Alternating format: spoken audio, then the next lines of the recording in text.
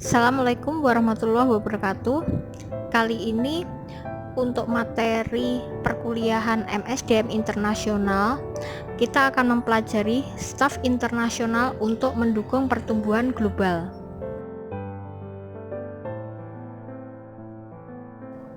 Kategori karyawan. Morgan mendefinisikan MSDM global sebagai pengaruh yang mempengaruhi di antara ketiga dimensi aktivitas-aktivitas SDM, tipe-tipe karyawan, dan negara-negara operasi. Morgan sendiri menggambarkan MSDM global dalam tiga dimensi, yaitu meliputi yang pertama, aktivitas-aktivitas SDM yang luas, meliputi pengadaan tenaga kerja, alokasi, dan pemanfaatan.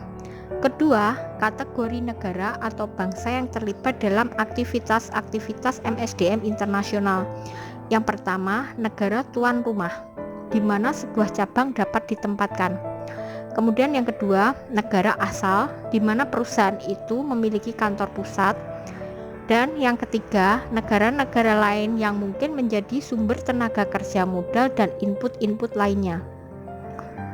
Kemudian dimensi yang ketiga adalah tiga kategori karyawan dalam perusahaan multinasional.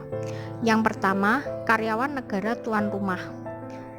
Kedua, karyawan negara asal. Dan yang ketiga, karyawan negara ketiga. Dowling dalam Scholar membatasi ruang lingkup manajemen sumber daya manusia internasional meliputi fungsi MSDM, tipe pekerja, dan negara yang terlibat. Peran karyawan ekspatriat. Yang pertama, keuntungan. Dapat mengontrol dan mengkoordinasikan fasilitas perusahaan. Kedua, memberikan harapan tentang pengalaman internasional. Ketiga, PCNs mungkin adalah karyawan terbaik dalam bekerja karena memiliki kemampuan dan pengalaman spesial. 4. Untuk menjamin anak perusahaan mematuhi tujuan dan kebijakan perusahaan. Kerugian dari peran karyawan ekspatriat. Yang pertama, peluang promosi karyawan impatriat terbatas. Kemudian kedua, memerlukan waktu adaptasi yang lama. Ketiga, PCN mungkin memaksakan kebijakan yang tidak pantas yang berasal dari perusahaan induk. 4. Mungkin adanya perbedaan kompensasi antara PCN dan HCN.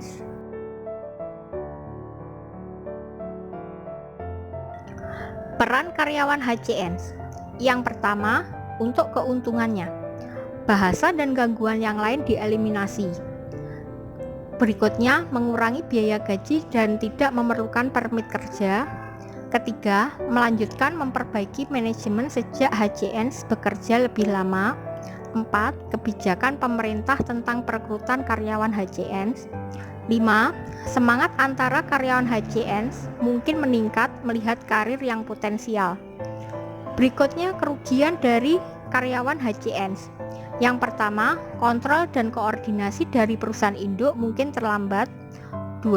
Kesempatan karir HCN terbatas di anak perusahaan.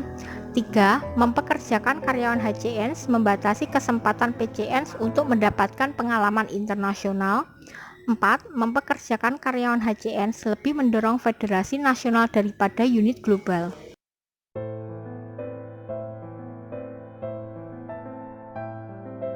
Peran karyawan TCN. Keuntungan.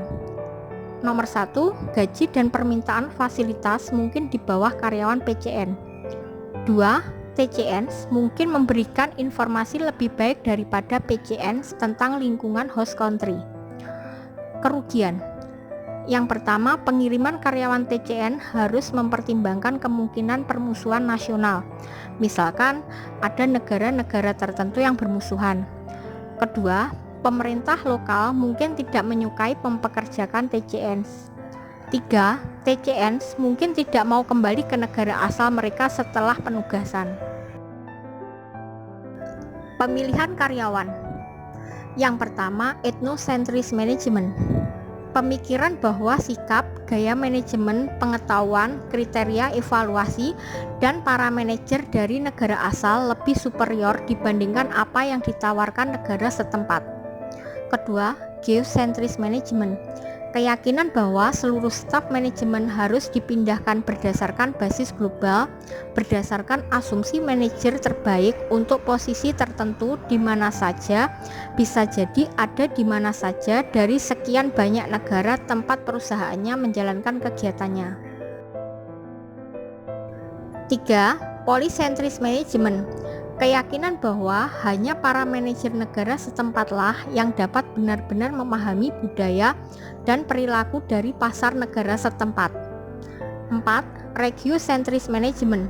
Keyakinan bahwa manajer dari suatu kawasan dapat mengkoordinasikan operasi di kawasan tersebut dengan baik.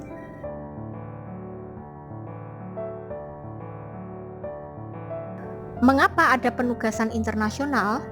Yang pertama, untuk mengisi posisi. Kedua, pengembangan manajemen. Dan yang ketiga, pengembangan organisasi. Jenis penugasan internasional. Yang pertama, jangka pendek untuk 3 bulan. Kedua, diperpanjang sampai dengan 1 tahun. Ketiga, jangka panjang 1 sampai dengan 5 tahun. Beberapa tugas non standar. Yang pertama, pulang setiap 1 sampai 2 minggu sekali. 2. Rotasional perjalanan untuk periode tertentu diikuti dengan istirahat di negara asal. 3. Kontraktual karyawan keterampilan khusus disewa untuk 6 sampai 12 bulan pada proyek-proyek tertentu saja. 4. Virtual karyawan mengelola tugas internasional dari dasar negara asal. Perhitungan penggunaan ekspatriat. Yang pertama, mengidentifikasi biaya dan keuntungan finansial dan non-keuangan. Kedua, menghubungkan biaya dan manfaat untuk tujuan tugas jangka panjang. Ketiga, mengidentifikasi anteseden yang sesuai dari perspektif sistem. Keempat, melakukan perhitungan pada waktu yang tepat dalam konteks tujuan penugasan. Demikian materi kali ini, semoga bermanfaat. Kita jumpa lagi di lain kesempatan. Terima kasih. Wassalamualaikum warahmatullahi wabarakatuh.